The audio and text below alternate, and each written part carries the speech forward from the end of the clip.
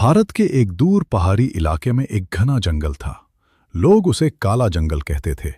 गांव के लोग कहते थे कि ये जंगल उतना ही रहस्यमयी है जितना आओकीगहारा फॉरेस्ट।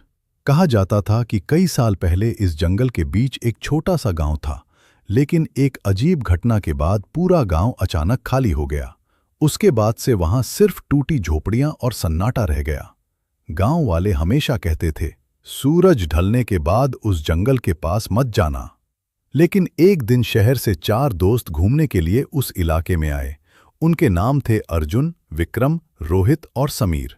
गांव वालों ने उन्हें जंगल के बारे में डरावनी कहानियां सुनाईं, लेकिन दोस्तों को लगा कि ये सब सिर्फ अफवाह है। रात करीब 10 बजे चारों दोस्त टॉर्च लेकर जंगल की तरफ निकल पड़े। जंगल के अंदर जाते ही माहौल बदल गया। हवा ठंडी हो गई और चारों तरफ अजीब सन्नाटा छा गया। सूखी पत्तियों पर चलते हुए अचानक उन्हें ऐसा लगा जैसे कोई उनके पीछे चल रहा है। चारों दोस्त रुक गए। अर्जुन ने टॉर्च पीछे घुमाई, लेकिन वहां कोई नहीं था। कुछ दूर जाने के बाद उन्हें जंगल के बीच एक पुरानी टूटी झोपड़ी दिखाई दी। झोपड़ी के दरवाजे आधे टूटे हुए थे और खिड़कियों से हवा अजीब आवाज कर रही थी। समीर ने धीरे से कहा, चलो अंदर देखते हैं। जैसे ही वे अंदर गए, अचानक दरवाजा तेज हवा से बंद हो गया। चारों दोस्त डर गए।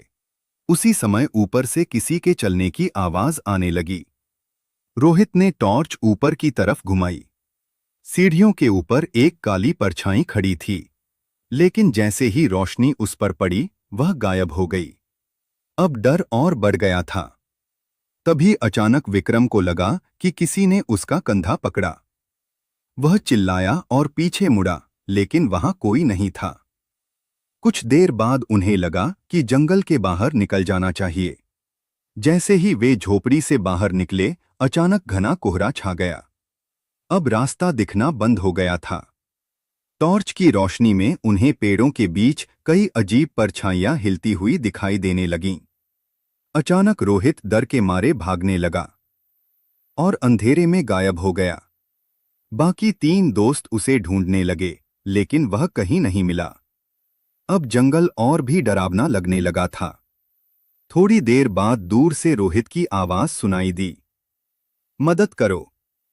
तीनों दोस्त उस आवाज की तरफ दौड़े, लेकिन वहां पहुंचने पर उन्हें सिर्फ उसकी टॉर्च जमीन पर पड़ी मिली। अब तीनों को समझ आ गया कि कुछ बहुत अजीब हो रहा है। डर के मारे वे जंगल से बाहर भागने लगे।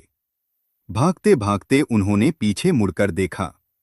जंगल के अंधेरे में वही काला साया खड़ा था और उसकी आंखें चमक रही थीं। किसी तरह तीनों दोस्त गांव वापस पहुंचे। अगले दिन गांव वालों ने जंगल में खोज की, लेकिन रोहित का कोई पता नहीं चला। उस दिन के बाद से गांव वाले कहते हैं, उस जंगल में आज भी एक रहस्य छिपा है। और रात के समय वहां जाने वाले लोग अक्सर कहते हैं कि पेड़ों के बीच कोई उन्हें देख रहा होता है।